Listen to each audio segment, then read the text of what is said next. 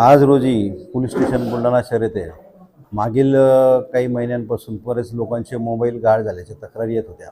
त्या तक्रारींच्या अनुषंगाने मान्य पोलीस अधीक्षक श्री आदरणीय तांबे सर, अप्पर पोलीस अधीक्षक श्री गायकवाड सर यांच्या मार्गदर्शनाखाली आमच्या पोलीस स्टेशनचे प्रभारी पोलीस निरीक्षक श्री रवी राठोड आणि त्यांच्या टीमने जवळजवळ 26 गहाळ झालेले मोबाईल शोधले आहेत, रिकवर केले आहेत।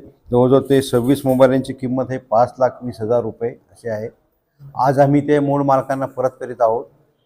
जनतेला आम्ही आवाहन करू इच्छितो की त्यातल्या त्यात हे मोबाईल ज्यांनी घेतले त्यांना आवाहन करू इच्छितो की तुम्ही कमी किमतीच्या किंवा स्वस्तमध्ये मोबाईल भेटतात तर ते त्याच्या मोहात न पडता असे मोबाईल घेऊ नका आणि पोलिसांना तुम्ही कळवा की असा मोबाईल विकणारा कोणी आला असेल तर।